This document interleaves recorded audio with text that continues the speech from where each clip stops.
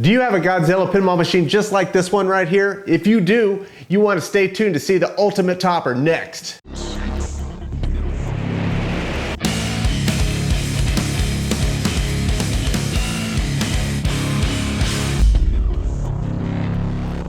Man, I'm fired up today because I've got the newest pinball topper from the Electric Playground for Godzilla. It is unbelievable. So I'm just gonna get into it because I just wanna show you everything. We're gonna be doing a step-by-step installation on this topper. I'm showing you all the details, and we're gonna take a really close look at all the inner workings and how it works. So let's get to it. All right, let's check out what's inside the box. So this ships in a large cardboard box, and there's two boxes inside. One is the topper, and the other one is this accessory box, which has a bunch of goodies and your mounting hardware and all the interconnect cables. So we'll look at that in a second. So let's go ahead and open this up and see what's inside.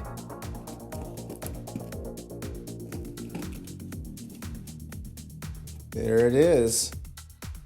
So inside the flap here, we have this cool saying. It says, "Because nothing else will fit below the glass." That's really cool. Then over here, we have their install QR code here to scan with your phone, and it takes you right to the installation instructions. Really cool idea. So this topper is actually secured with these little plastic screws on each corner down here. I'll flip the box over and show you. We're gonna have to remove those to get the topper out. One on this side and one there. So what we're gonna have to do is hang the box off the side of the table here and undo the wing nut so we can pull the topper out. Just gonna hold my finger over the bolt that's inside the plastic bolt and loosen up this wing nut. We'll kind of push it through the cardboard bottom here, and we'll do the same thing for the other side. Here's a closer look of what the wing nuts look like. When removing the topper out of the box, we don't want to grab the plastics and yank it up. There are metal rods, actually they're standoffs that are all chained together on either side, and you want to grab those and pull straight up and get this out of the carton. Like so. And these are the standoffs that I'm talking about right here. Let's take a closer look at this topper because the engineering on this is unbelievable. So this topper has over 200 controllable LEDs, and those light up the cityscapes and mission modes. This also has 16 screen printed direct-to-plastic cast acrylic panels to make up the depth of this topper. One cool thing is they're going to be making this open source so other modders can get in there and design their own mods. And speaking of that, Hurry Up Pinball has a 2-piece plastic set mod add-on that they will be coming out with very soon, so stay tuned to the channel for that. Also coming soon is the Conqueror's upgrade, and that mod will replace the existing control panel with a full 3D control panel upgrade. Also includes 4 embedded LCD screens that will be playing custom clips and animations in sync with your game progression. Super cool idea. So the other box that this kit comes with is this guy right here. So in here you're gonna find several items to get your installation going. You've got your 120 volts in and 5 volts out power supply. You got a little baggie here, we got a sticker. Comes with some cutters and zip ties. That's a really nice touch, and these are great side cutters. So we have a Cat 5 cable. This will connect the new node board that this comes with to the back of the topper. And we have a light sensor cable. This will plug into the back of the topper, and this will pick up the back lights from the Spike 2 board. And now we have our main assembly.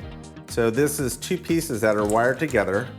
We've got the node board, and this actually fits up underneath the playfield, and it goes in between your light board and the wood. This is their node board where all the light sensors interface to, and what's really cool is that they actually have custom electronics specifically for this game. 3 connectors that will go to your white GI, the red GI, and your spinner. And these are snap T connectors, which are really nice. You don't have to solder or cut any wires, so it's gonna be a super easy installation. They also include 2 other light sensors, which will double-side sticky tape to the underneath. So this goes to the saucer, and this one goes to Rodan. So that does, these trigger different light effects on the topper. And last but not least is a hardware bag. We've got a couple standoffs and some extra screws. So let's go to the game and start the install. So the cool thing about this installation, you only need 3 tools. You'll need a number 2 Phillips, wire cutters that are included in the kit, and a 1/4-inch nut driver, and a step stool to get to the top of the back box. So the first thing we're gonna do is there's 4 bolts on the top of the back box. We got one here, here, here, and here. And you're gonna wanna get on a step stool so you can get access to the top of the back box. The other thing you'll need to remove is an access cover right here. It just pries up. I'd already pulled this off before making the video, so on your machine there'll be a little plastic cover. You can just lift it up with your fingernail and it'll come right off. So once you have that removed, next step is to place the topper up here on the top, kind of like this, so you can place it. And you'll see a cutout on the front, and it will go right over the existing factory screws that you had left on there. Now you can reinstall those 4 screws. So next up, we're gonna take our male end of the power supply and we're gonna route it up through the access hole. And we wanna give it about 12 inches of slack going down the back box. And then after you've got that round through, you can run it through the strain reliefs right here.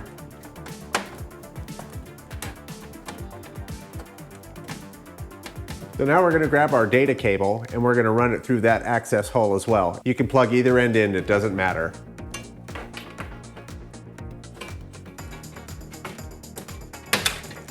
And we'll run this through the strain relief. Now we're gonna go around to the back of the machine and plug in that data cable to the back of the topper. So at this point, you should have your power wire and your data cable coming out of the top of the access hole. So now we can go ahead and plug in our data cable. You'll hear it click, and we're gonna hold off on plugging this in just yet. So the next step is we need to install this light sensor cable. There's a port at the top right here, and this end can only go in one way. It has a notch, and the notch is facing to the right if you're behind the machine, and that just plugs right in. It'll click. Now we'll run this cable through the access hole as well.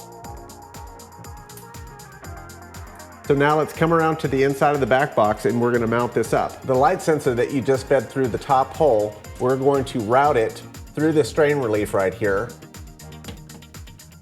And what's really cool about this setup is this light sensor actually turns the lights on the topper on and off based on the LED status of your Spike 2 board. So if you haven't really looked at your back box before on a modern Stern, these little dots right here are LEDs, and they light the back box artwork. So what we're going to do is we're going to zip tie this cable so it's pointed at the first LED right here. So it sees the light and will activate the topper. We're gonna pull the slack back a little bit right here, and we're gonna use a zip tie that was provided in the kit and zip tie onto this harness and then point the sensor at the LED. Something like that. Now we can trim our zip tie. Now we're gonna take our Cat 5 data cable and we're gonna drop it through the hole so we can have access to it underneath the playfield. There is a bit of assembly we need to do before this node board gets installed to the underside of the playfield. So in the kit, there is a baggie that has some extra screws and 2 standoffs. So what we need to do is get those standoffs installed. They hold the node board onto the bracket. So we're gonna grab our node board, and you notice there's an Ethernet plug right here. That faces down. What we're going to do is take the node board and it slides right onto these standoffs right here. It just pushes on, you just line it up. And then we're gonna take the 2 standoffs that were in the kit and they just screw on top. And these standoffs will secure the node board to the bracket. You don't want to over tighten them because it is a plastic standoff. So I've got them nice and snug on there, and your board should look something like this.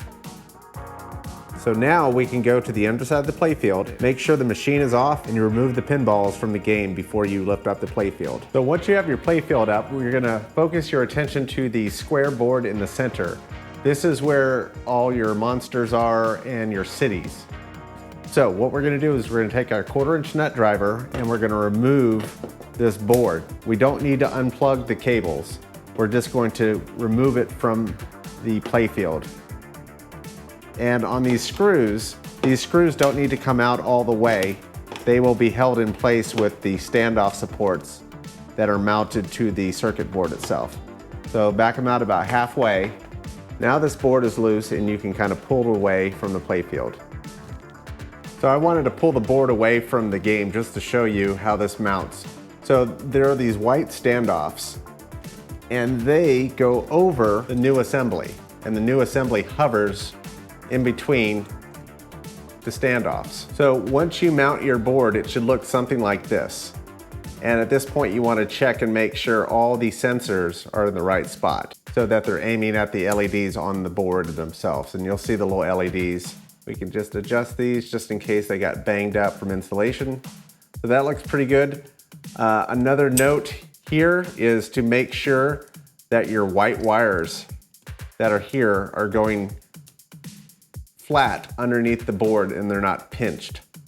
So those look pretty good there. And up here, they look great.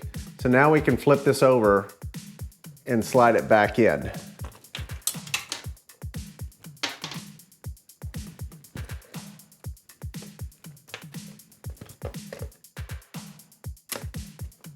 And we can go ahead and start screwing the screws back in.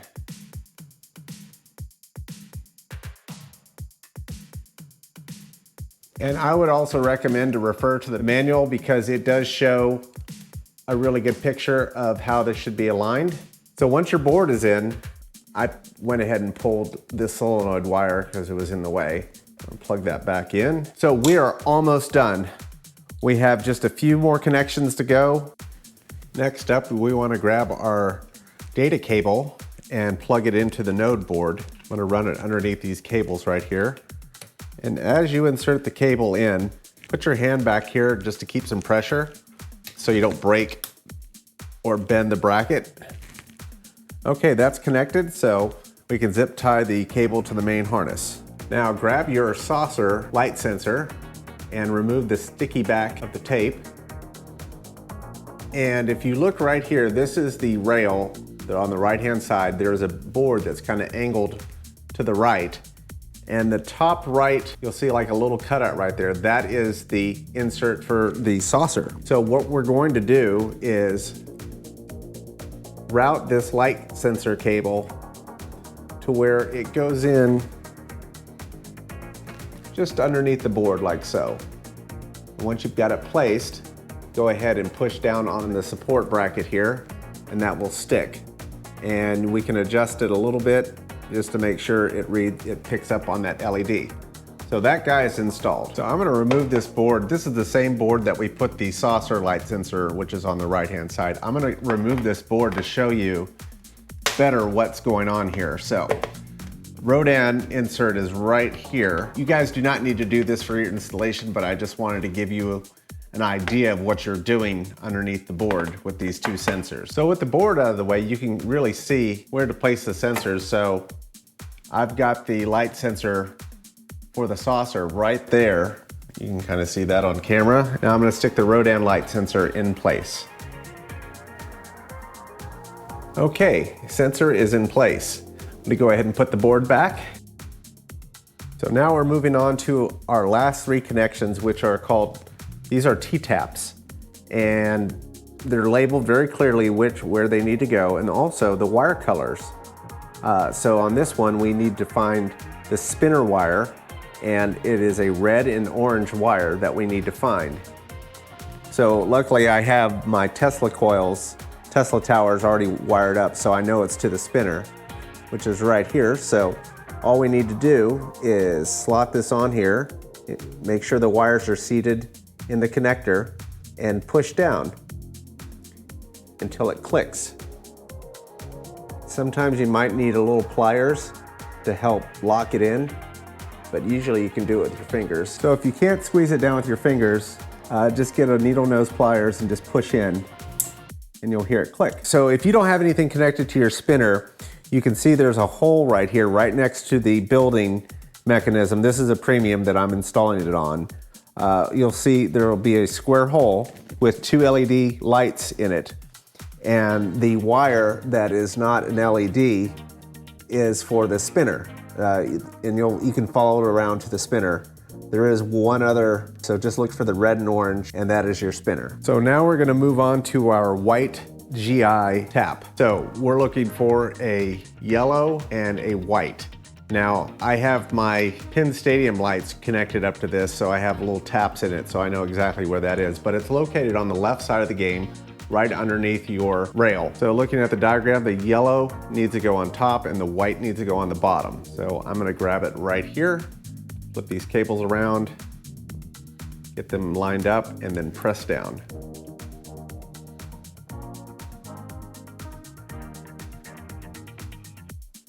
Okay, that looks good.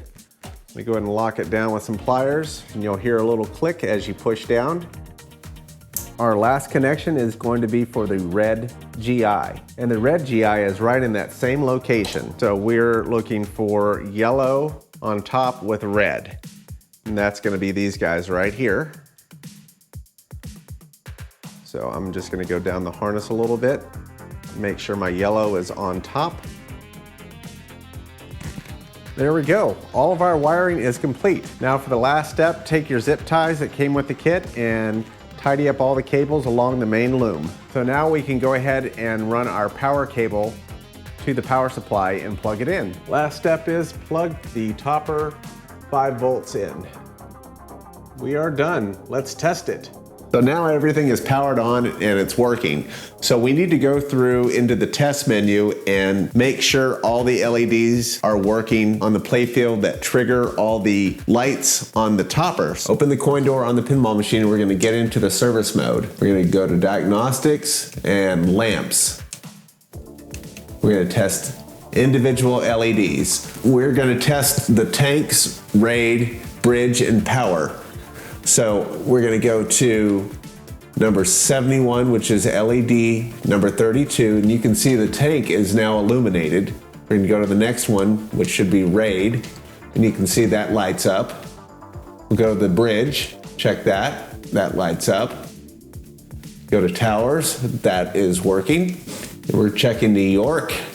New York is doing its thing on the topper and as well on the playfield. Check London, that's working. Go to Paris, that is working. Tokyo, that is working. Now let's check the saucer and Rodan. With Rodan illuminated, you'll see the purple light show happening on the back. So there's been a change since this video was made on the saucer testing. So the saucer only works in gameplay mode. So now we verified that the topper is correctly wired up with the inserts on the playfield. So now let's check out the topper in action. I can't believe what I'm seeing. 2 huge monsters are about to fight. We're tallying up the damage done to the city thus far.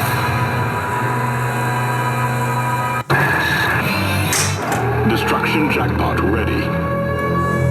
Take cover in 3, 2, 1. Radar indicates another saucer in the area. Saucer attack. Rodan joins the battle. Anguirus joins the battle. Those tanks have gotten Godzilla's attention. New York unit, begin attack on Godzilla. Saucer attack multi-ball. The damage to the city is astronomical.